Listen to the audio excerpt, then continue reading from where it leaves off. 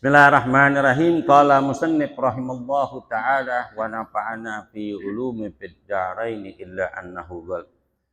Ar-rabi'u, hadis yang keempat, min babit taqwa, dari bab taqwa. An Abi Tharib bin Adiyin bin Hatim At-Ta'iri radhiyallahu ta'ala anhu qala sami'tu Rasulullah sallallahu alaihi wasallam yaqul man halafa al-yamini summa ra'a ittaqa lillahi minha falyati taqwa rawahu Muslim. An Abi Umamah Sudrin bin Ajlan Al-Bahili radhiyallahu ta'ala anhu sami'tu Rasul sallallahu alaihi wasallam yakhutubu fi hajjatil wada.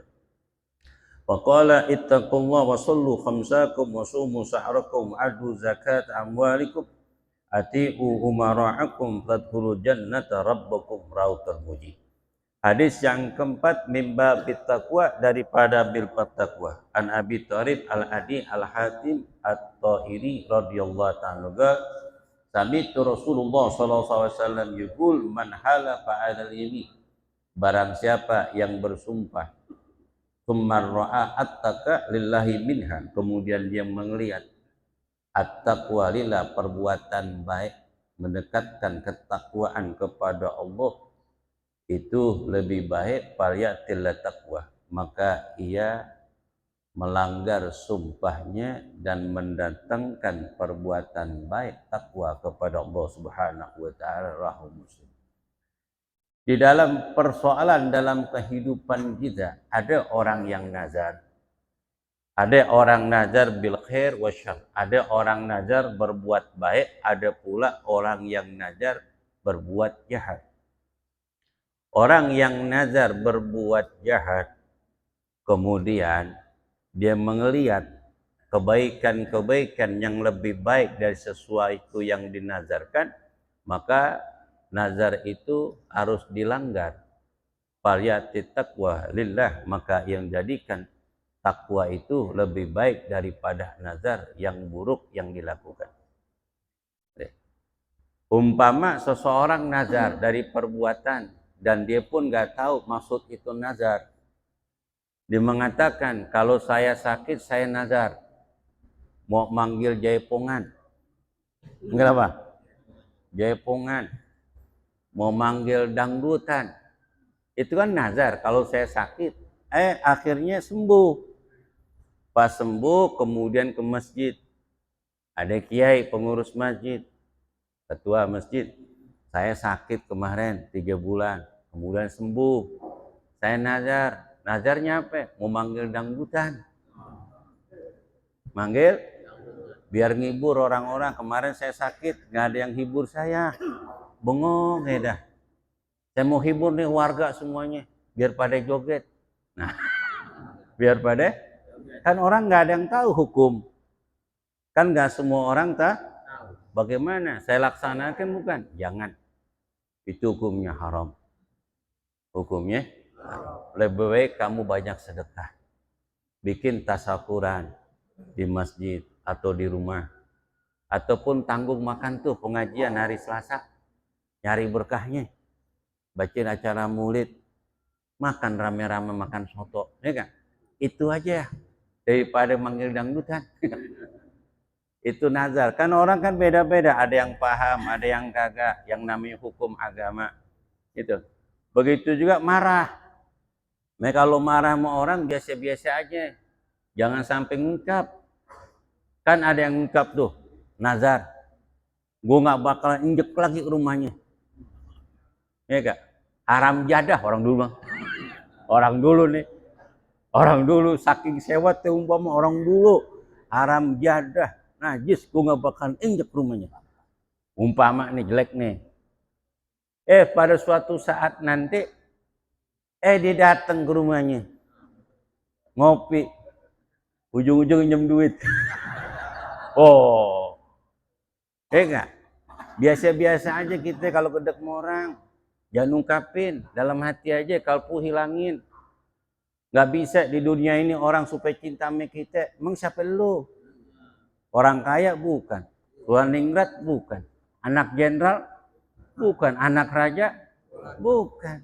Semua orang cinta sama kamu, nggak mungkin. Hidup ini ada pilihan. Hidup ini ada pilihan. nggak mungkin sama. Nggak mungkin. Pisang aja, pohon pisang matangnya nggak sama. Kau cari sempret ya nggak? Betul. Pohon rambutan lagi musim nih rambutan, nggak semuanya merah. Hidup membawa warna. Jadi paksakan orang itu supaya demen cinta sama kita. Jangan, cinta itu datangnya dari hati, dari Allah. Dari Allah nih agak sama kita ini. Jangankan kita, Nabi Ibrahim aja sebagai Khalilullah, kekasih Allah, bapak moyangnya Nabi, itu diusir sama umatnya. Diapain?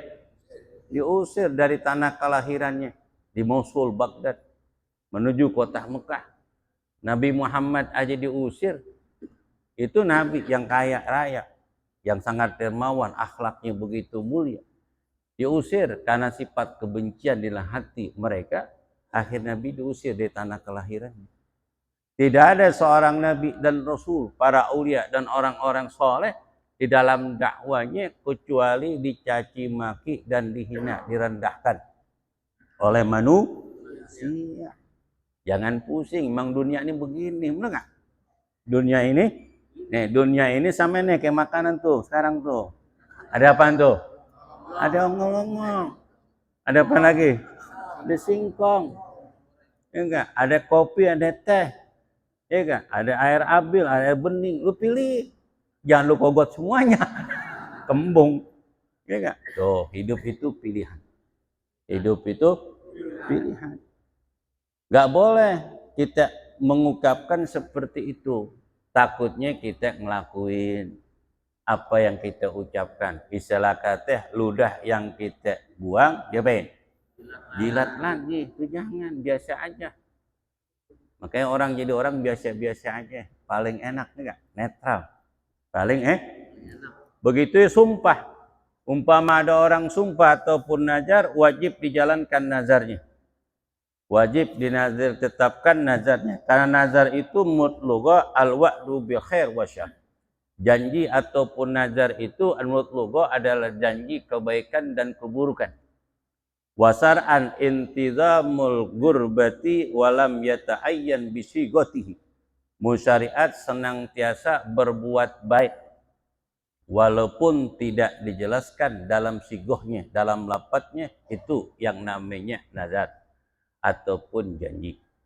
Kalau orang yang sudah janji ataupun nazar, wajib dijalankan nazarnya ataupun janjinya. Innal wa'dal mas'ula, sungguhnya janji itu akan dipertanggungjawabkan oleh Allah. Akan dipertanggungjawabkan oleh Allah. Allah Ta'ala berfirman dalam surah Al-Quran, yufuna bin najri wa yakhafuna yawman kana sarruhu mustatira. Surah Insan. Takutlah kamu kepada Allah, yufuna bin nazar, dengan menyempurnakan janjimu ataupun menempati nazarmu atau janjimu. Wa yakhafuna yawman su'an mustatura. Takutlah kamu kepada Allah, pada hari itu adalah azab Allah sangat merata. Semuanya itu akan dipertanggungjawabkan oleh Allah Subhanahu wa ta'ala. Wa ma nazartum, apapun yang kita nazar, apa yang sembunyikan, innallaha bihi alim, sungguhnya Allah maha mengetahui.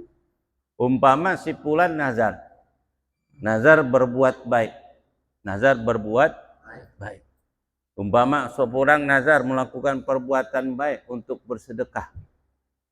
Ketika apa yang dinazarkan kemudian berhasil, maka dia jangan melanggar sumpahnya ataupun nazarnya, kecuali menyempurnakan janji dan nazarnya. Umpama mau sedekah, keluarin uangnya untuk sedekah. Umpama dijanji kalau rumah itu dikontrak ataupun dijual nanti laku, sebagian uangnya sebagikan pada fuqara dan masakin, ataupun saya beliin ini dan itu.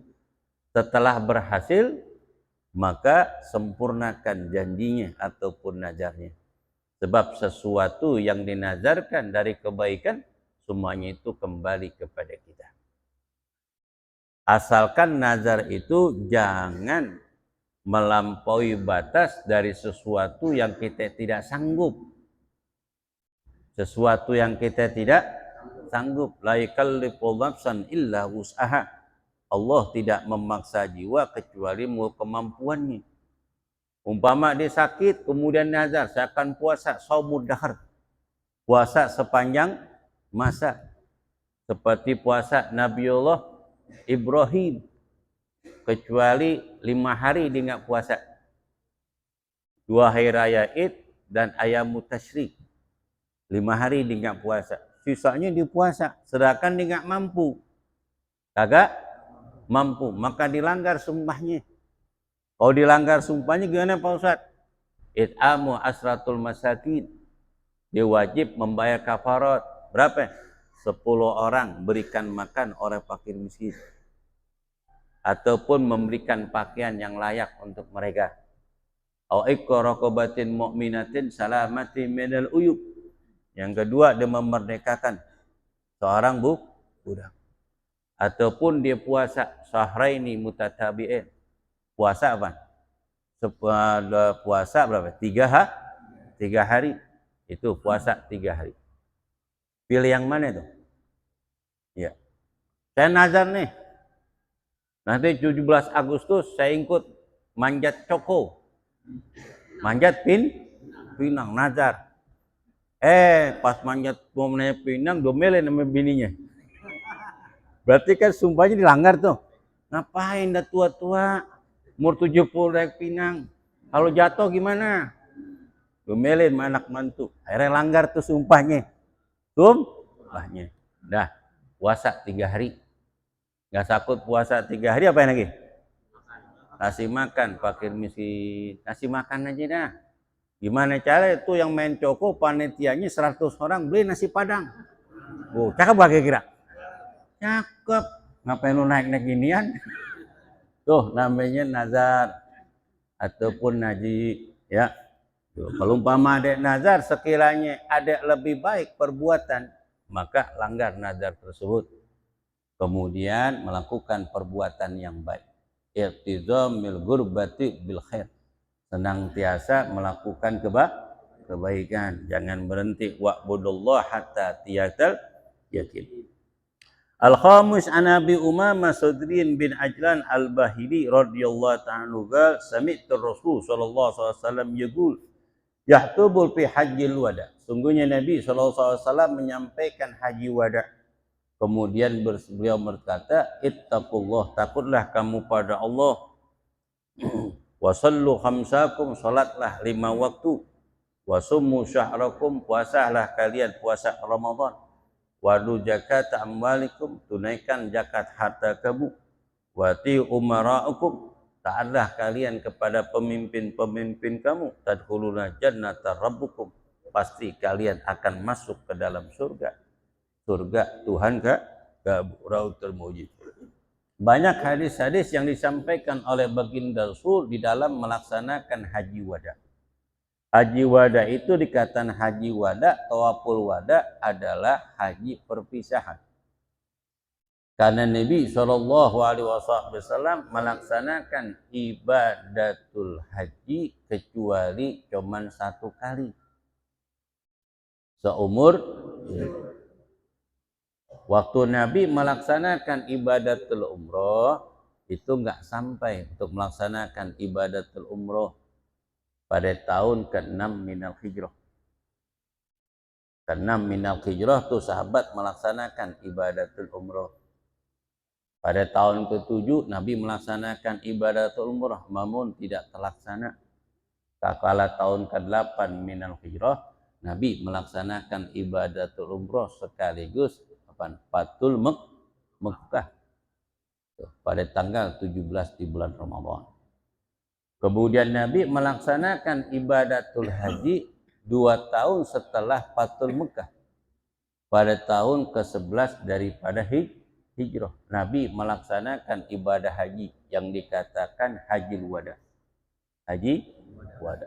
Lebih dari 120.000 sahabat yang melaksanakan ibadah haji wada. Tuh haji perpisahan. Haji perpisahan. Ini sesuatu yang memberikan bekas para sahabat ketika itu melaksanakan haji wada bersama baginda Rasul. Diturunkan ayat Quran, al-yauma akmaltu lakum dinakum wa atimmu ni'mati wa raditu lakumul Islam dinan. Pada hari ini, lamnya itu lamul ma'rifal al-huduriyah. Pada hari ini, saat ini, detik ini, kami sempurnakan. Al-yauma akmaltu lakum dinakum. Pada hari ini, kata Allah, pada detik ini, Allah telah menyempurnakan agamamu. Di dalam melaksanakan ibadah haji, di dalam menyempurnakan rukun Islam yang kelima. Wa atmamtu ni'mati, dan aku telah menyempurnakan seluruh nikmatku. Wa raditu lakumul Islam Madinah, dan aku redoi agama Islam adalah agama kamu. Sempurna ajaran Nabi, kakalah Nabi melaksanakan haji wada. Walillahi 'alan nasi hajjul baiti man istata ilaihi sabila wa man kafara fa innallaha ghaniyyun 'anil 'alamin. Kemudian Allah telah menyempurnakan nikmatnya. Apa? Arsalallahu rasulan khataman nabiyyan nabiyina Muhammadin. Allah telah menyempurnakan nikmatnya. Apa? Diutusnya baginda Nabi SAW sebagai akhir para nabi dan rasul. Ini nikmat yang terbesar. Ana rahmatul muhdah. Aku, kata Nabi, diutus Allah Ta'ala sebagai hadiah yang paling besar yang diberikan Allah Ta'ala dalam semesta alam ini. Dan aku redoi agama Islam agamamu. Setelah Nabi membacakan ini ayat, kemudian Sayyidina Abu Bakar Siddiq radhiyallahu ta'ala anhu, dari pertama kali Nabi menyampaikan hajjul wada di padang Arafah, itu Sayyidina Abu Bakar menangis. Sayyidina Abu Bakar kakala melihat semua sahabat, lebih dari 120.000 sahabat bergembira dalam melaksanakan haji bersama Nabi. Diturunkan ini ayat surah Al-Maidah, semua sahabat bergembira. Nabi tersenyum, memandang satu persatu wajah para sahabat. Dan dilihat Nabi yang ada di sebelah kanan Nabi, Sayyidina Abu Bakar Siddiq, dalam keadaan menangis. Dan Nabi nggak tegur Sayyidina Abu Bakar. Nabi diam. Kemudian setelah menyampaikan khutbah wada, Sayyidina Abu Bakar nangis tuh di tendanya.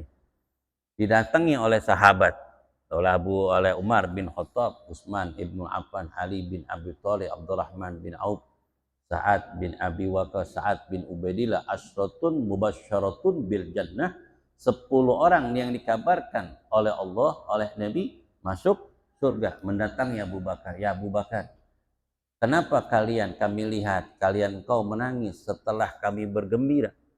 Diturunkan ayat al-yauma akmaltu lakum dinakum di dalam hajjatul wada. Kenapa engkau tidak gembira? Dibilang, aku bersedih. Sesuatu yang telah sempurna, maka tunggulah kehancurannya. Aku khawatir. Nabi telah menyempurnakan agamanya dan Allah telah menurunkan ayat Quran dan tuntunan dan syariatnya, berarti ajal telah tiba. Ajal telah tiba, ajal Nabi akan tiba. Setelah melaksanakan haji wada, tanggal 9 Dzul Hijjah, Bismillahirrahmanirrahim, Muharram, Safar, Rabiul, nggak sampai 100 hari Nabi wafat. 3 bulan kemudian Nabi wafat. Ternyata firasat Abu Bakar Siddiq benar. Kakala Sayyidina Abu Bakar menceritakan sesuatu yang telah bersempurna. Wa atimtu ni'mati, aku telah sempurnakan semua nikmatku. Allah telah utus Nabi dan Rasul. Nabi kita Muhammad adalah akhir para Nabi dan Rasul. Maka Muhammadun aba ahadid birrijalikum walakin Rasulullah wa khataman nabiyyin. Aku khawatir wahai sahabatku, Nabi akan meninggalkan kita. Berarti Nabi umurnya nggak panjang. Akhirnya para sahabat mendengar nasihat Abu Bakar Siddiq, akhirnya sahabat menangis. Tapi sahabat yang lain tidak diberitahukan kepada yang lain. Hanya orang tertentu saja. Setelah Nabi pulang dalam melaksanakan haji wada, Nabi berpesan, ittaqullah, takutlah kamu pada Allah, wasallu khamsakum, laksanakan sholat 5 waktu, jangan ditinggal. Puasalah kalian, puasa Ramadan, keluarkan zakat dan sedekah kalian. Taatlah kalian kepada pemimpin-pemimpin kalian selagi mereka itu tidak memerintahkan berbuat maksiat. Tadkhulul jannata rabbukum, pasti kalian akan masuk ke dalam surga. Kakalah haji wada disampaikan oleh baginda Rasul, kakalah Nabi pulang dari Mekah ke Madinah, kemudian Nabi udah mulai jarang tuh berdekat dengan para sahabat. Udah mulai berpulang, berjumpa dengan para sahabat, apalagi di penghujung akhir hayatnya, masuk bulan Rabiul Awal, Nabi duduk cuman sebentar dengan sahabat, pulang. Lebih apa? Lebih lama, lebih senang beliau menyendiri, hanya beberapa orang saja yang dekat. Akhirnya Nabi meninggal dunia di kota Madinah.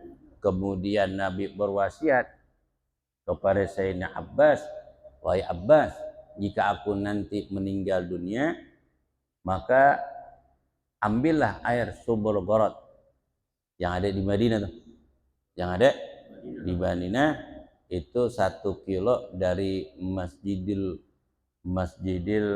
Quba sebelah kiri itu sumur Gharat yang digali oleh Nabi dan sahabat. Di sampingnya itu rumah Sayyidatina Fatimah Zahra binti Rasul dan Ali bin Abi Thalib.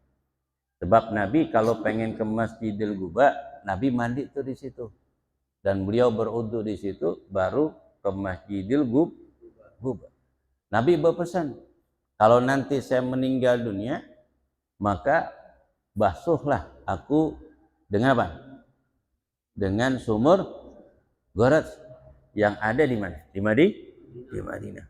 Nabi wafat di rumah Sayyidatina Aisyah radhiyallahu ta'ala. Akhirnya Nabi dimandikan tuh dengan sumur tersebut. Termasuk sumur Gharat itu sumur tembusannya langsung dari surga yang pernah diludahi oleh Nabi. Sampai sekarang airnya masih banyak. Akhirnya Nabi dimandikan tuh. Ada beberapa sahabat mengatakan, di mana nih dikuburkan jasad Nabi? Ada mengatakan kuburkan Nabi di mana? Di Masjidil Aqsa, tempatnya Nabiullah Ibrahim. Ada mengatakan lagi, bagaimana sahabat kuburkan Nabi ini di Mekah, karena Nabi lahir di kota Mekah. Misalnya pulang kampung, mudik, ya kita nih ada yang meninggal, akhirnya pulang mudik sono, jasadnya bawa ke sono. Ada nggak? Ada. Akhirnya kata Sayyidina Abu Bakar Siddiq, wahai sahabatku, aku pernah mendengar baginda Rasul di mana seorang Nabi meninggal dunia, di tempat itulah Nabi dikuburkan. Karena Nabi meninggal dunia di samping Masjid Raudhah di rumah Sayyidina Aisyah, di kamar beliau. Akhirnya sahabat setuju, kemudian digali kuburan tersebut. Akhirnya sampai sekarang Masjid Raudhah di dalamnya itu ada kuburan junjungan Nabi besar Muhammad sallallahu alaihi wasallam. Yang dipertanyakan, bagaimana tuh air sumur Gharat yang dimandikan jasad Nabi SAW, kemana airnya sekarang? Kan banyak tuh disimpan air untuk tabarukan aulia yang meninggal, oleh anak warisnya, ataupun anak cucunya, ataupun para muridnya, ataupun pencintanya. Sekarang air pemandian Nabi yang jatuh kere-kere, kemana tuh larinya? Jawabannya 2 minggu akan datang. Karena mau ke Pangkalan Madura. Ya, wa panakarin hamur rahim bi haqqil Fatihah wa bi syiril Fatihah wal karamatil Fatihah tahlana babul khair wa ja'alna min ahlil khair kawali biduha ya fariham ya kashifal gham ya man yabdi yaghfir wa yarham da'wa subhanakallahumma bi tahiyatum fi assalam wa akhiru da'wana alhamdulillahi rabbil alamin.